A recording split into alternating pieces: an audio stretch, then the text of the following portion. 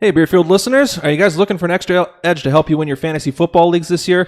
I bet you are. That's why you're listening to us. Or maybe you did, 10 shots before you even hit the bars last night and need an extra help when you wake up Sunday morning setting your lineups. Then you may want to check out Squad QL, mobile app to help you optimally set your lineups and win your league this fantasy football season.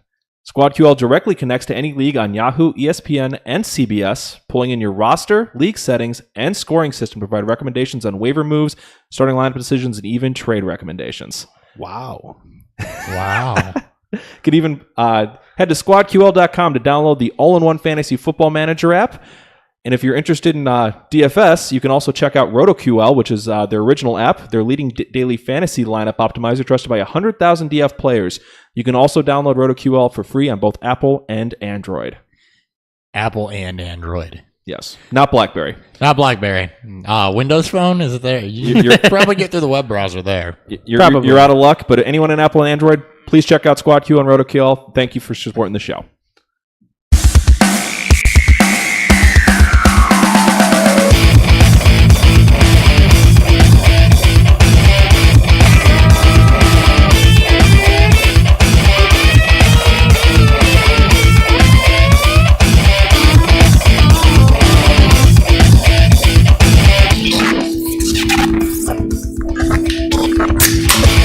Thank you for listening to Beer Fuel Fantasy Football, and welcome back. You want to say thank you for calling? I almost did, yes. I threw him off so much. Dan threw me off with his mistiming of the can pop. Shit. I'm getting closer. Thank you for calling Beerfield's Fantasy Football. My name's Chris. Can I have your name, please? And how can we help you with your fantasy football needs today? All right, we are Beerfield Fantasy Football. We've got 2 episodes left to get you before we're done with fantasy football draft season. So we got 2 more episodes of recaps for preseason. We're getting so close. I can feel the itch. From the latest drops, That's chlamydia. Oh, damn. You hope. I hope. Could be worse. We're 8 days from fantasy football kickoff when this episode drops.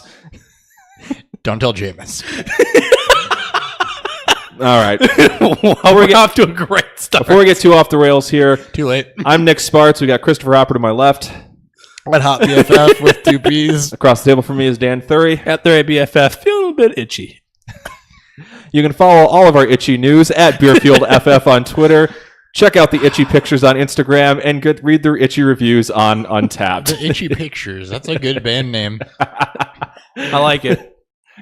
Calling the band name. Shut up. Beerfield Fantasy Football for YouTube. And shout out Squad QL for sponsoring the show. On today's episode for Beerfield Fantasy Football, we have Mark of the Yeast. It's a collaboration by Buckledown Brewing and Kuma's Corner. Mark of the Yeast is why Dan's itchy. We're just going to keep this going all episode. This Nick's going to kill us so much. They're based out of Lyons, Illinois. This is their first time on the show.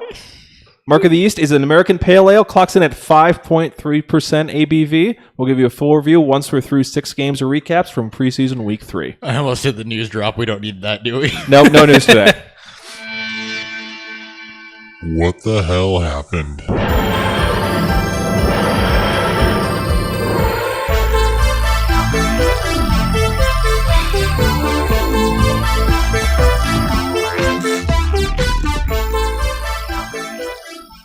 Yeah, at this point of the episode, it already feels like I've blown both engines and I'm trying to bring this thing in for a crash landing. We'll see how this goes. You're good at blowing things, so. Jesus. Maybe you should have blown things and you wouldn't have had the Mark of the Yeast. All right, kicking us off. Dan has to start us off here, unfortunately. Sorry, guys. Unfortunately. Texans at the Rams. Rams win this one 21-20. What happened in this one, Dan? All right, we'll start with the Texans. Watson continues to show some rust. He went 3 of 6 with 3 of 6 for 15 yards and interception. The pick came right after Sue completely destroyed him, and he just lobbed one up and easily corralled. They only played 3 series. The starters did. Lamar Miller didn't do much during that time. Shocker, right? But Alfred Blue did come out. He went 5 for 45 and a touchdown. His touchdown run was pretty nice. Showed some patience. I know why he's not much of a thing anyways. Moving on to receivers, Bruce Ellington did get to start alongside Hopkins with Will Fuller out. But those two did very little because they only played a few series. Braxton Miller did show up, though, with the 2s, 6 targets, 3 receptions, 26 yards, and a touchdown. Ryan Griffin is the starting tight end there, and there just really isn't much to talk about with this team. Yep. Any It's- questions? it's- It's very chalk right now. That matches my takeaways from last week when I had to watch them. Yeah. And there's no want. There's some teams I'm watching because I want to. The Texans are not one of those teams. God, no. Yeah, I have very little interest in watching the Texans. I basically know what's going on there. And saying I thought I'd be interested in watching the Rams, but they've just decided nobody's going to play. Yeah, the Rams are they're gonna regret what they've been doing. So the Rams continue not to play any of their starters in their preseason games. So there's just not much to talk about. I guess the backup job for QB is a thing, but they both suck, so there's not much there. John Kelly is a thing though, and he continues to impress this preseason. This is probably his best game he had. 15 carries for 64 yards, 2 touchdowns. Both of his touchdown runs look fantastic. His first one, he moved to pile on the goal line, probably for a yard or two, and got it into the end zone that way. In his second one, he showed off his balance through contact and his vision plus his agility as he made a couple of spin moves to get in there. Was Malcolm Brown playing? Malcolm Brown was the starter for this game. Looked like shit, didn't do much. I didn't see the other Davis guy that you guys have talked about. I don't think he played. And then somebody else came in. I don't really care. And then as for the receivers, with no Cup, Woods, or Cooks, Farrell Cooper was the wide receiver 1 on this team. He's the only one that did anything. He had 4 receptions, or he had 4 targets, 3 receptions for 22 yards and a touchdown. He did have 2 drops to go alongside of those. How did he have 2 drops when he had 3 catches on 4 targets? Because he caught one for a touchdown and he had 2 drops. And, no, that doesn't match. That doesn't up the make any targets, sense. Though. Doesn't. He had 1 target. Math. I'm calling math. You can't have 2 drops and 3 receptions. Then he had 1 on 4 drop. targets because that equals 5. Yes. Well, sometimes 4 equals 5. Well done, Hopper. He's so bad he had more drops and receptions than he had targets. He's like Nick Vanette with his catchable target rate of over 100%. 6%. Then as for the tight ends here, looks like Gerald Everett may not be ready for week 1 as he's been battling his shoulder injury all preseason, hasn't played once. And Tyler Hibby has gotten some camp buzz and could be a thing if Everett is to miss more than just week 1. Yeah, if Everett is out, I actually like Higbee. I do too. Just I don't like when there's 2 of them. Yep. No. 2 tight ends, not 2 Tyler Higbees. Addition by subtraction in this case. Any other comments, concerns? No, the Rams have shown us nothing this preseason outside of John Kelly. There's a lot of concerns for me. I've been fading the Rams a little bit here for the first few weeks just because there's going to be a lot of rust. There's going to be rust. These guys aren't going to have seen game action since division series last year. Yeah. The divisional round of the playoffs. So they lost in the wild card round, didn't they? Yeah. Oh, sorry. The wild card round of the playoffs. So by the time they take the field, you're going to have 9 months between these guys seeing live game action. And you just added Brandon Cooks. Yeah. And you paid him? You had Brandon Cooks and you paid him. Like, I don't care what's happening in practice. If you're not on the football field, it's going to be a rough first couple weeks for the Rams. Yeah. All right. Moving on to Titans at the Steelers. Steelers won this one 16-6, so that sounds pretty ugly. Yeah, it was pretty ugly. This game was miserable. Starting off with the Titans, pressure had Mariota all out of sorts. You had no Rashard Matthews playing. Corey Davis was on the field. That's about it. Taywan Taylor, for the first time, didn't show up in a preseason box score like he did the first 2 weeks. Luke Falk came in late to throw a last-minute interception. Sounds like it was on a Hail Mary. Like, Okay. he came in to throw the Hail Mary, and it got picked off. Wadley didn't even travel with the team. So sounds like he's a cut. Practice squad, maybe. Deontay Burnett. I was actually just thinking about him last night. So you were drunk and you were thinking about Deontay Burnett? Is he your new Bay? No, Brent's a USC fan. Okay. And we started talking about USC, and Deontay Burnett came up. And Gotcha. then, with Juju being in this game as a USC wide receiver, but he finally showed up. So he was solid. He didn't do anything that jumped off the page, but he was solid. And then the only other takeaway from this, the announcers used a Waffle House reference to describe a tackle, which I thought was an interesting concept. Did it have something to do with smothered and covered? Scattered, smothered, and covered. That's exactly what it was. Scattered, smothered, and covered. And I'm like, we know how he takes his hash browns now. All right. Anything else with the Titans? It sounds like they were pretty out of sorts. They were. Derrick Henry, Deion Lewis both played. Nobody really neither of them really did anything noteworthy. There was nothing noteworthy from the wide receivers at all. Like, it was just, they were shit. That's not good. Well, Steelers pass rush had Mariota incredibly bothered. That's still not good for Titans week 3, and you can't. The offensive line is showing up or not showing up. It's a concern.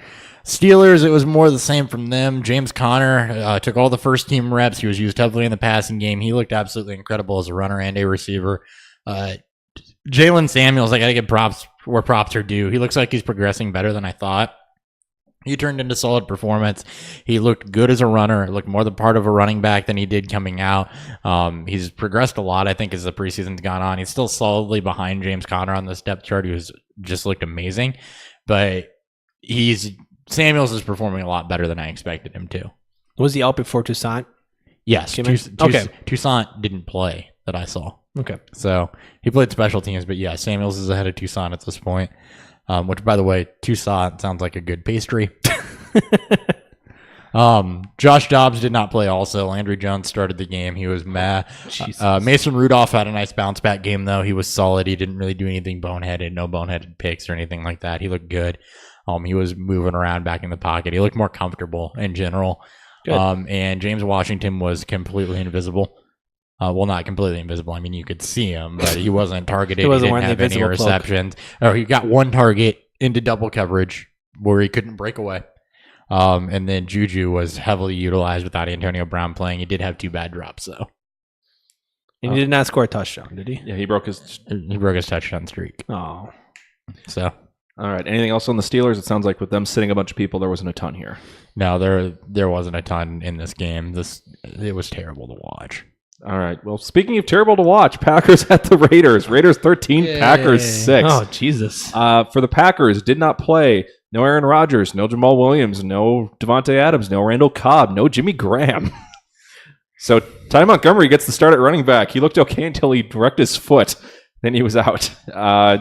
Aaron Jones was the second back in, very quiet in this one. Order appears to be Williams, Montgomery, and Jones as long as they're all healthy, so it might be just Williams week 1. And not suspended. So Williams appears to be the running back 1 at this point.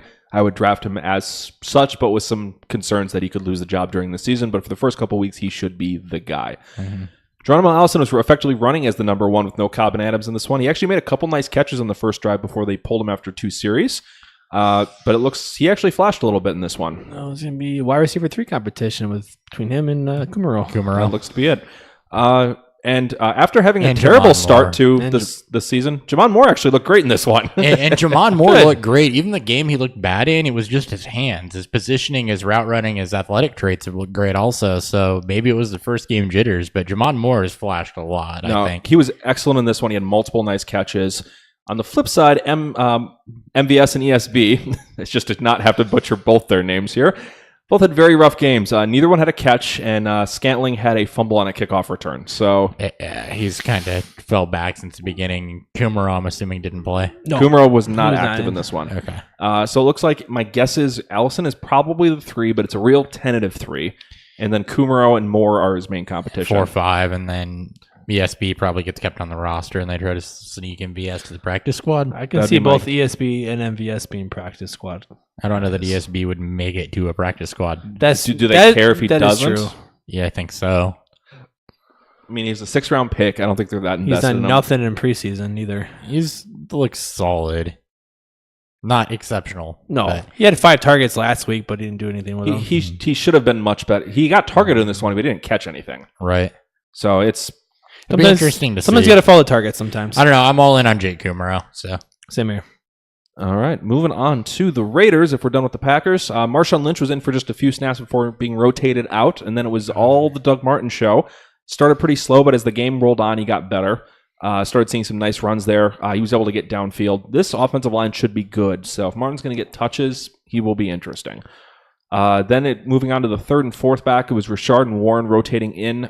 Richard is mostly used as a pass catcher. Warren was, once again, excellent in this game, and he at least has that 4 spot locked up, I think. Is he the RB3? 4? I think he's effectively the 4, but Richard's more of just a true pass catcher. Right. I want to see him against Washington's really done, bad, isn't he? He's still there. Washington didn't play. I think he's going to get cut. That's what I meant. He's going to get cut. Amari Cooper was only in for one drive, but he got the first play of the game. Was just a bomb that was poorly thrown. He adjusted to it, caught it, somehow didn't go down, and then ran for like an extra 10 yards to the sideline. Derek Carr has not looked good this preseason. Derek Carr has not looked good. I don't think Derek Carr has ever really looked that good, which I know gets a lot of hate from Raiders fans. When he has good receivers, he's Raiders better. fans hate us when we Yeah, they were all pissed Apparently. about the Raider breakdown episode. But yeah, I just don't think Cards look good. Cooper at least made a nice catch on this one, and if he can continue to make those adjustments, he'll get targets. So that'll be enough for him. And then the only other player of note that I saw, Jared Cook had a few targets on the first drive. He had a bad drop, but a couple other nice plays. And then Marcel Aitman in the second half was about the only guy doing anything. So we weren't big fans of his, but he was doing something in this game. He may be able to be big-bodied receiver. He may be able to be the 4 or 5. He looked excellent as a possession guy. But that's going to be his role. So kind of Anquan Bolden-esque. I think he's 6'4", 230 or something. He's big. He's like 220-ish. Yeah. Yeah, he's a big player, and he was positioning well, and he was making some nice first down conversions. So it was kind of fun to watch. And it's like, hey, I remember you. I remember watching your tape. All right, that's all I got in the Raiders. Unless you guys have any other questions for me. Nope. All right, moving on to Falcons at the Jaguars. Dan, you got this game. We'll start with the Falcons. They did not play Devonta Freeman and Julio Jones. Not play. Matt Ryan got the Jacksonville defense treatment, which was not good. Which lit up. He got sacked 3 times. He went, I think, 5 of 12. I think he had to at least had 4 or 5 drops from his receivers. It was pretty ugly, and not just receivers. It's just Coleman dropped one, Hooper dropped one, Sanu dropped one in the end zone. Ryan doesn't get any help from his receivers. Then as for the running backs, Tevin Coleman got to start without Devonta Freeman playing. He looked good. The offensive line played a lot better for him for that. He also took a snap out of the slot. So I'm wondering if that's going to be a theme we're going to see. Maybe Freeman play, take some snaps out of the slot, a couple times a game. You mean Coleman? Or Coleman, just to get him onto the field and see what they got there. And then Neil Smith got some work with the ones as well with Freeman out. So at least it looks like he is the 3 there, but I don't think there was much competition for that. How did he look? He had one nice run. That's about it.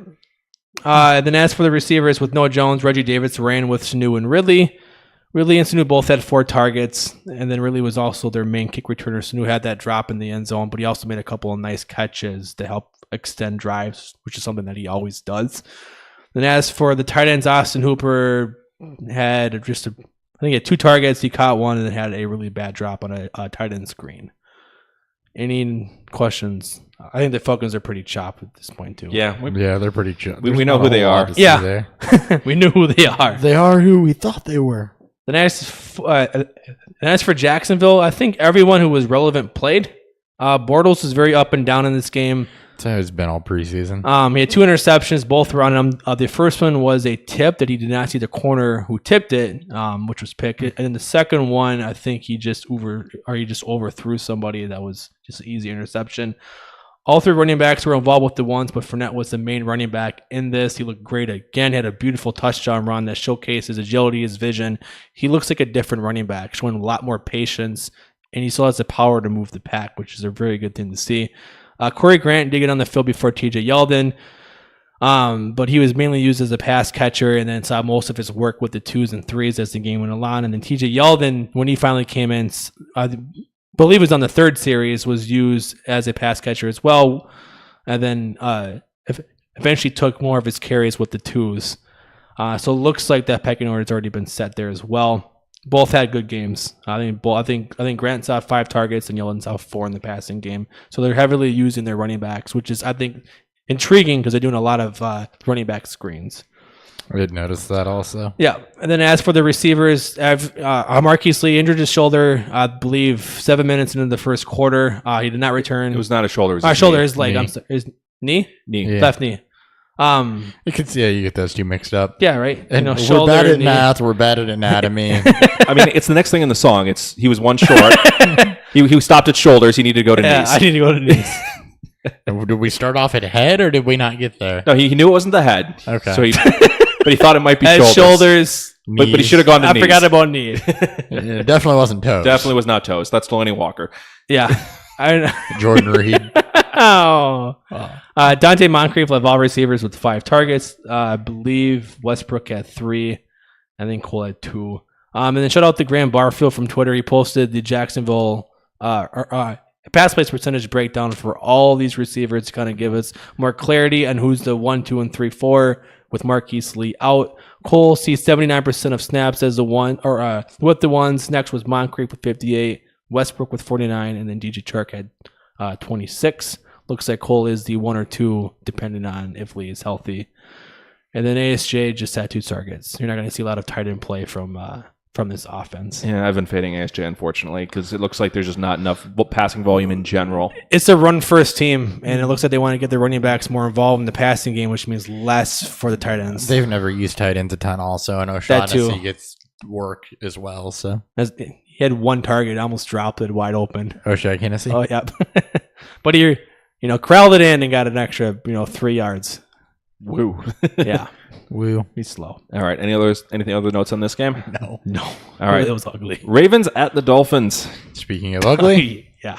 no Flacco in this one, so Robert Griffin III started and actually looked like an NFL quarterback. His throws were fine. He was staying in the pocket more than I think he ever did before, and actually throwing footballs, and he looked okay doing it. So he may be able to revitalize himself as a backup there.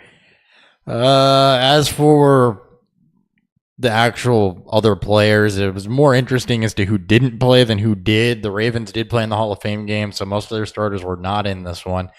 So you had no Crabtree, no John Brown. Alex Collins took, I think, the first series and looked good, and that was it. There was no Buck Allen, no Willie Snead. So no pass catchers worth a damn, and only a little bit of Collins. Yes. That was about it. Yep.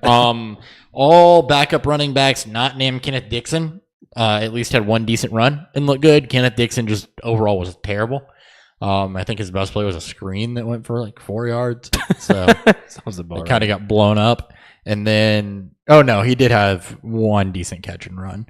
And Lasley caught a football again. That's shocking, actually. But no Jaleel Scott.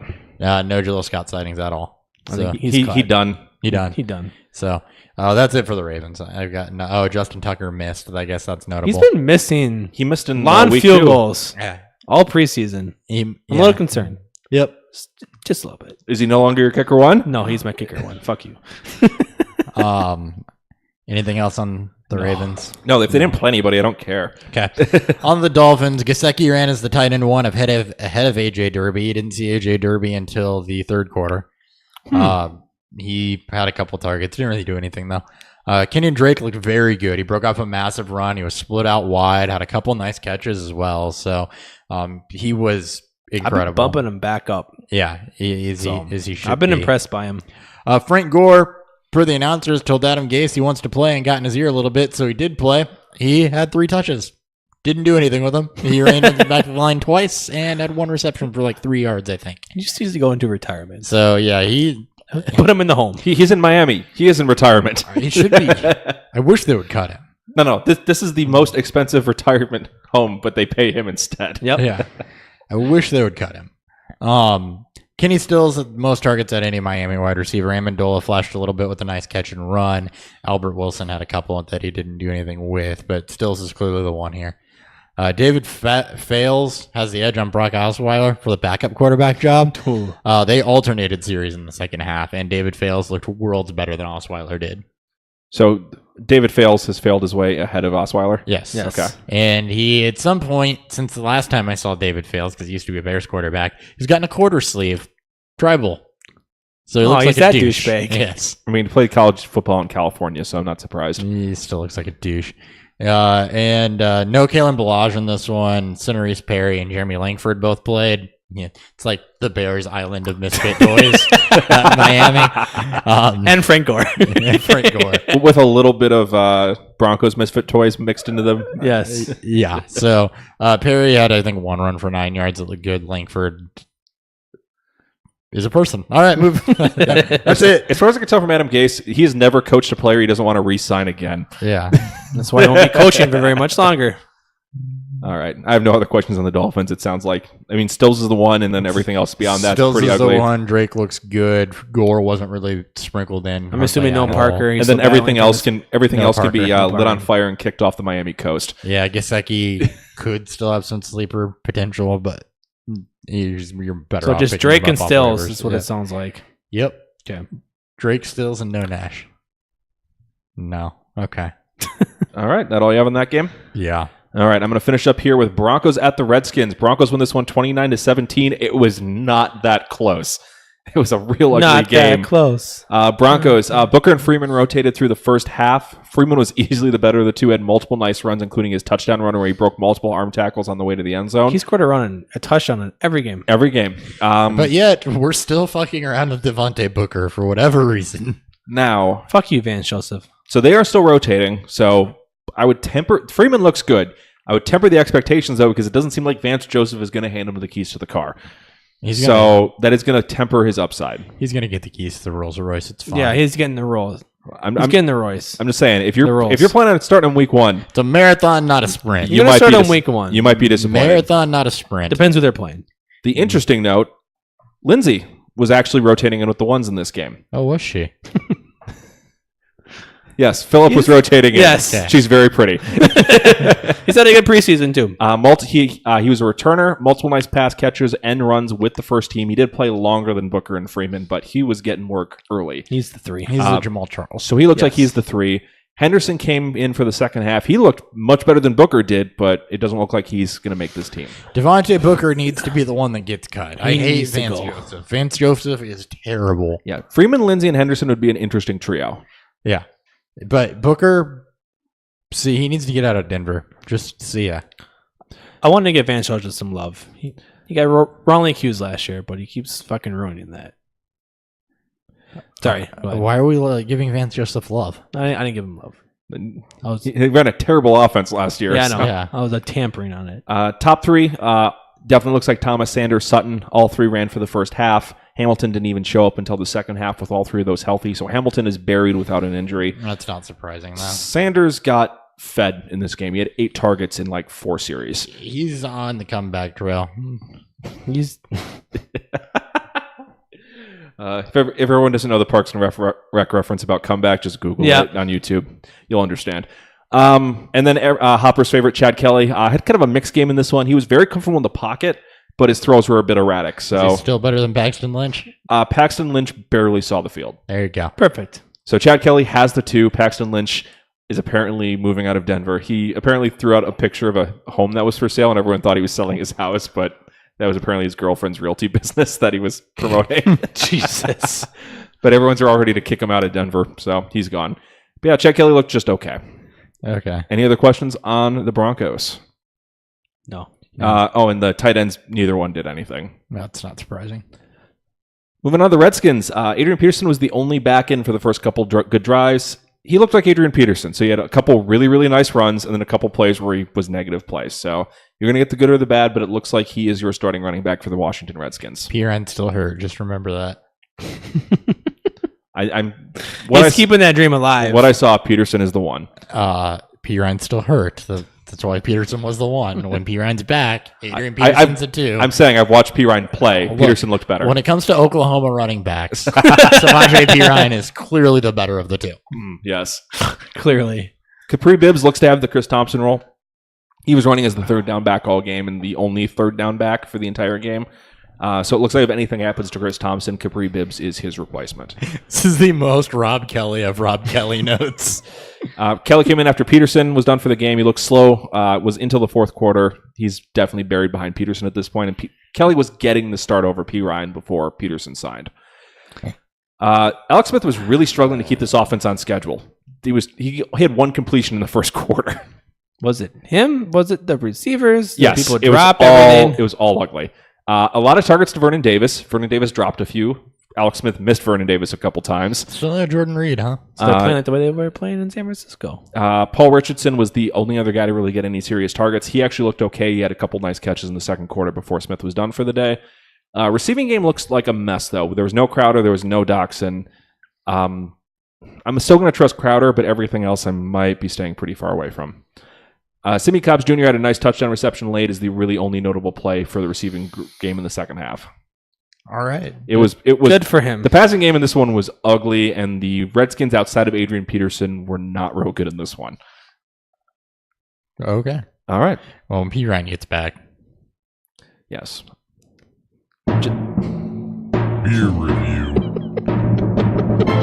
Just leaving that there.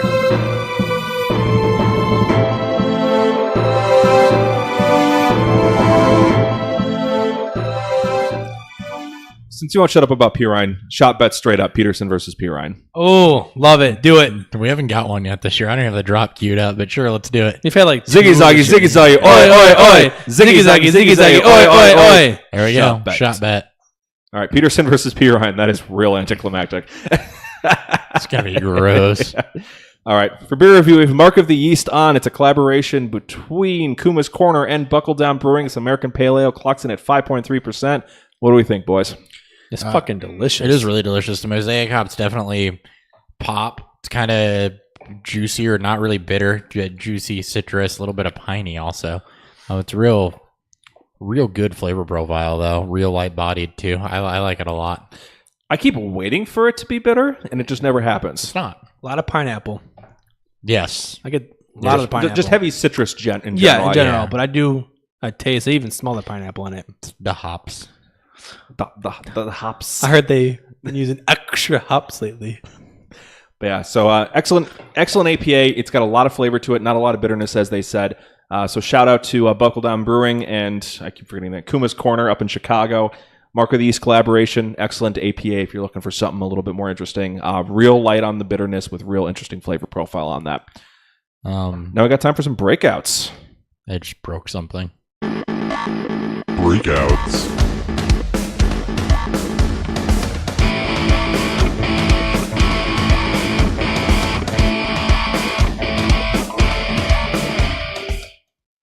All the breakdowns. So breakouts are guys that we think are going to jump into either a quarterback 1, a running back 1 or 2, a wide receiver 1 or 2, or a tight end 1 for the first time in their career in 2018. So we had to check and make sure that these guys hadn't hit this profile yet before. Dan, why don't you kick us off with a guy who's been hyped up for his entire career and we think might actually finish. I've been hyping him up 1. all off season, and this is Amari Cooper. I'm going to stick with this ship. I will die with this ship. Just going back and looking at what John Gruden has done with his wide receiver ones for his first 11 years of coaching, Cooper should be set, at least the average numbers have him set to be a low end wide receiver 1. He could see that. I know Derek Carr has not played great this preseason, but he should get the targets to see that. I'm guessing he's going to see around 7-8 a game. Even with Jordy Nelson there should be enough targets for him to finally have that breakout season. He came very close a couple years ago when he finished as a wide receiver 14. I believe this is the year we do see him as a top 7 or 8 receiver. All right. Nick's typing things. Yeah, I actually bumped him out of my wide receiver I know. once. He's my 13 now, but he's kind of close enough where I don't hate it. I think he should at least be a high wide receiver too. So he should break out and have a very, very... This should be the best year of his career so far. Yep. Hopper? Kenyon Drake, who we just talked about. I don't believe Frank Gore is going to be efficient enough to warrant carries. You might see them try to mess with that early on. Then I think that they have to go away from him. Kenyon Drake, though, the peripherals on him were really good. I mean, there wasn't a stat that doesn't support that he can't keep up what he was doing at the end of last year, which is why the hate on Kenyon Drake is kind of surprised me. I mean, his elusiveness, broken tackles, evaded tackles, the yards he was creating. There's nothing to say this isn't going to continue. He broke off, nice reception, nice run in this preseason game. He's done nothing to really lose himself the job. So as long as he's healthy, I think with volume and with his efficiency, that he's easily a wide receiver or a running back too. He does catch a lot of passes, maybe both. Yeah. Maybe both. He'll be both. So yeah, I've actually come to agree with that. He's coming around, finally. Still don't like him as a high 2, but as a low 2, I like it. And similar feelings on this guy who I've been raising in my rankings and feel gross about it. Derrick Henry. Wow. This is partially an attrition thing, and we've kind of lost some players who we thought were going to be in this range. But also, they started using him in the passing game in the new offense. And that's kind of the main thing that was holding me back from him, is that he wouldn't have that insulated value of getting a couple targets a game. You start adding that to his profile, he gets up to 30, 40 catches to pair with his running game and his touchdown upside. And he should finish as a running back, too, for the first time in his career this year. I think it's going to be pretty. I think a lot of people still reaching for him in the third or early fourth round are going to be upset about it. But if you start looking at him at the late fourth through early sixth range, that should be just about right where he's going to return that type of value for you. So I think this is going to be kind of a semi-breakout, but not as big of a breakout as the truthers are looking for. Yep. All right. Moving on to our second breakouts. Dan, I don't think anyone's going to be shocked by this one. No. So just like Cooper, I've been hyping up Joe Mixon all offseason. He's someone's ship that I will die on as well. I did tamper down on the RB1 craze. So more or less, as a high-end RB2, at least for me, he hasn't looked great this preseason, but he's getting the volume. We've seen that he is going to be the guy that's going to get all the first and second down carries. He has the ability to play on third down. The offensive line continues to get better. It may not be great, and the offense may struggle, but Mixon should get his volume, at least enough to get him into RB2 range, and be a guy that hopefully pays off, even though that he's been climbing up the draft boards. Yeah, I think you should have gone ballsy and gone RB1 here, but I changed it.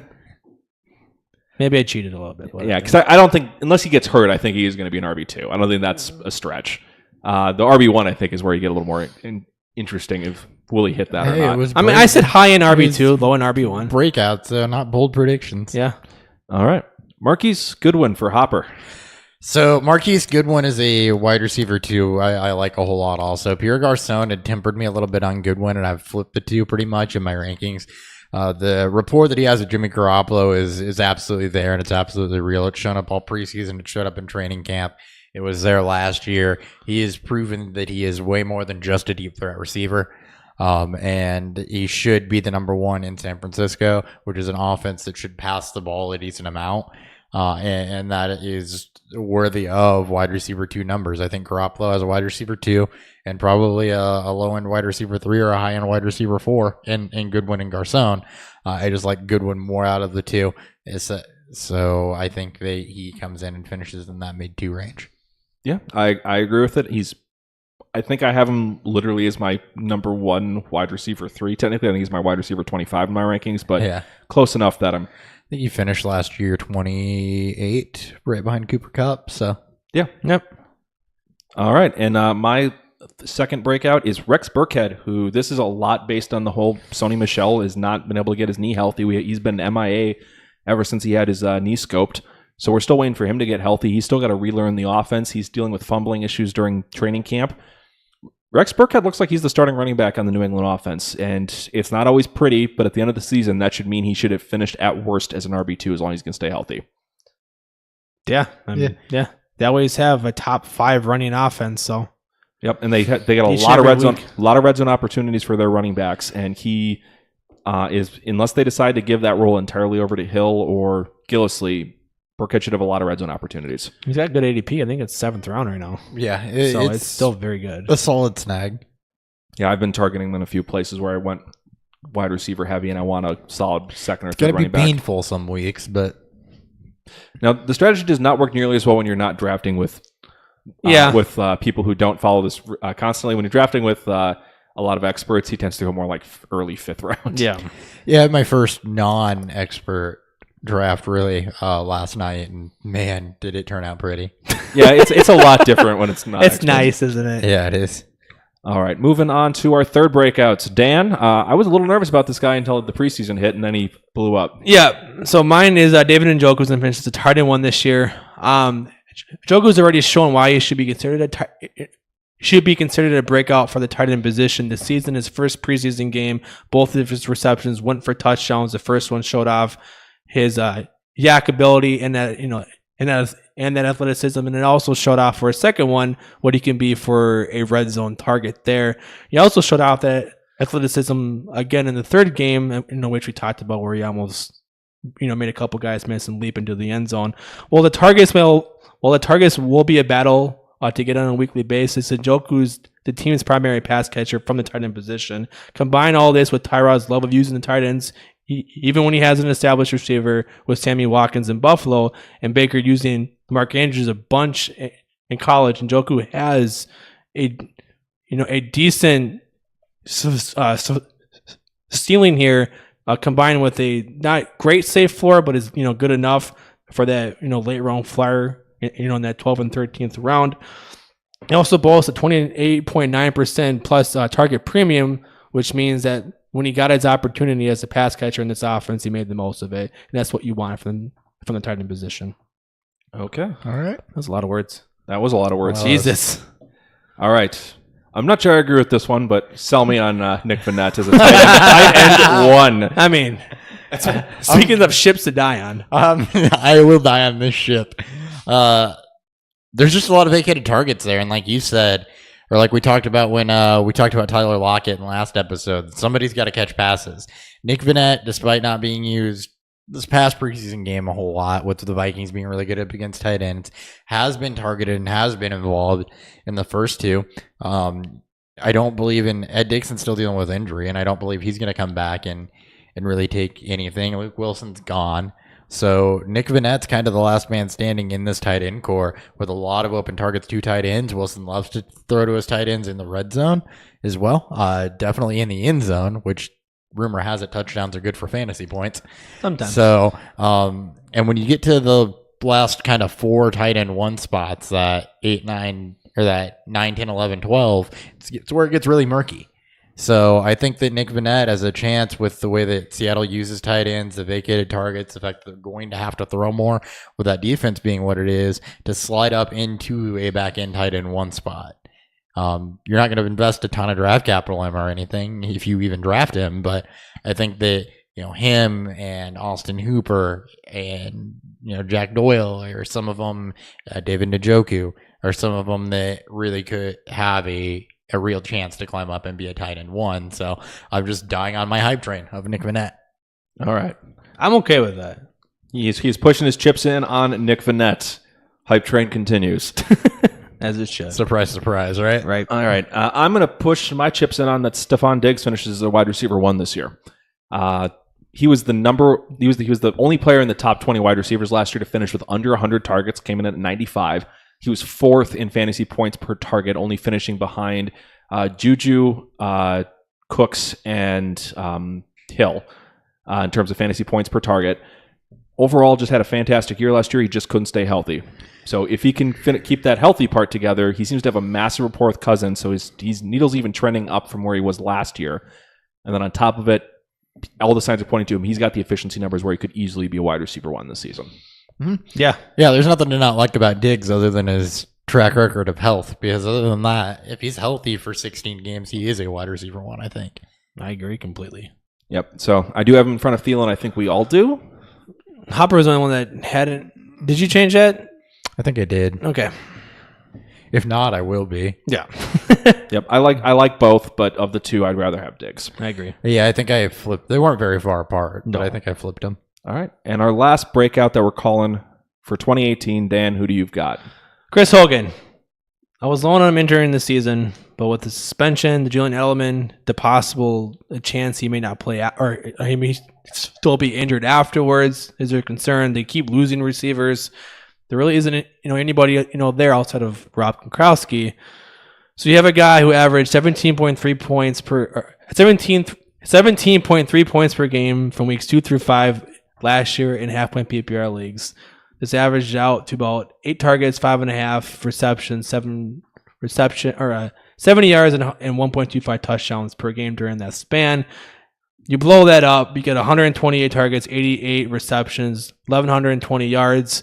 He had a bunch of touchdowns, which won't hold. I knocked him down to around 8 touchdowns. I would have put him towards, I think, a high 2, which is where his upside has to be there. If he can stay healthy, just like Diggs, if he can stay healthy, build that rapport with Tom Brady, trust him downfield, and with just nobody else there for a while, Hogan has a chance to even take Edelman's type of role and be the true one receiver that Brady has always, pampered with the targets. Yeah, just by attrition, it's Hogan. Like at this point, the number 3 is Philip Dorsett. Yep. So yeah, Hogan, I'm James White. he keeps jumping up my rankings. I've come around on Hogan too, Yep. just because there's not, especially with Edelman out. I think when Edelman comes back, it's him. But with Edelman out, especially that first 3 weeks, it's definitely Hogan. All right. So yeah, I definitely agree on Hogan. And then Hopper, you've got the guy I've been hyping up for a couple months now. Talk to me about Kenny Stills. Yeah, I jumped right on the Kenny Stills hype train. With no positive news about Parker and then the injury, Kenny Stills just flew up my rankings. If he sees over 100 targets, should have over 1,000 yards, and I think that he will see over 100 targets in this offense. Jarvis Landry is gone. That vacates a ton of targets for him. Devontae Parker hasn't really done it. Albert Wilson has kind of been a fringe wide receiver 3. Really nobody else there. It's like the Brandon LaFell rule for number 1 wide receivers instead of number 2 wide receivers. Somebody's got to catch passes. That somebody's going to be Kenny Stills. And he actually finishes the 25 last year, I think. Mm-hmm. He's had back-to-back top 40 finishes, and he's in the best situation he's been in this year. So, and he's a guy that you can get way late in drafts. So. Yeah, he's going round 9, 10, 11. It's Yep. for getting a wide receiver 1 on an offense that should pass for A close to dime. 4,000 Yeah. yards. Yes. If not slightly over. So All the yes. yeah, you need to get Kenny Stills because he is a guy that's has a real good shot to slide up into a wide receiver 2, but he's definitely one of those value guys that's going to help you win. All right. And then this one, I was starting to run out of names. So I just took a swing on a guy who I hope this whole offense ticks up. He's trying to will it into existence. Their preseason, their last preseason Their game did ship not- that Nick will always die on. Corey Davis. Stephon Diggs, That one too. So Corey Davis. Sammy Watkins. Definitely. Hey, Sammy Watkins ain't on this list. And I'm lower than Sammy Watkins than either of you guys. It's still a thing though because Yeah. the first 2 years that he was It doesn't bad, matter. It It's took you still too long to adjust. So now that I've just think I might hard, be- it doesn't matter. Yeah, you're just All right. wearing it now. So with Corey Davis, he was our number 1 wide receiver coming into last season. He had a bit of a rough season, but he flashed in the playoff game, scored 2 touchdowns in that playoff game that they were able to against New England. And overall, he profiles as a true wide receiver 1 in this offense. They have Delaney Walker, Taywan Taylor, Rashard Matthews, but Davis should be the true number 1 in this offense. Reports in the offseason has been good. We haven't seen a ton in the preseason tape so far, which is unfortunate. I was hoping to get that as kind of some reinforcement. But if you just kind of look at the landscape of wide receiver 2s and what this offense should be in terms of passing game, Mariota should trend upward in terms of touchdowns. I talked about him last week as him being a value with this offense should regress with his touchdown rate getting back up closer to 5 again. And Davis should be the main beneficiary of that. So I don't think he's going to be a high wide receiver 2. I'm not calling him breaking up into, top 15 or anything, but I think he should be able to jump into the top 20 to 24 type range. Mm-hmm. I agree. Yeah. I have him high enough there. All right. Anything else, guys? No. All right. Well, thank you so much for tuning in to a very itchy episode of Beer Fueled Fantasy Football. No. No. Very diseased. Disease riddled. We're going to go see doctors after this. A lot of ED. You can find us at BeerfieldFF on Twitter, All the Instagram, VD. where you want to see all the All the VD. pictures of our can art and reviews on Untapped is also BeerfieldFF. If you want to check out YouTube, you can check us out there, Beerfield Fantasy Football. I try to drop our updated rankings into the comments of every single video You can watch Dan scratch himself. and watch Dan scratch his itchy beard. So thank you so much for tuning in, guys. I'm Nick Sparts. We've got Dan Thury At the BFF, still itchy. and Christopher Hopper. At Hot BFF with 2 Ps. One last shout out to Squad QL for sponsoring the episode. And Squad up. we will catch you guys Next time on Beerfield Fantasy Football. See ya. Squad goals. Squad goals.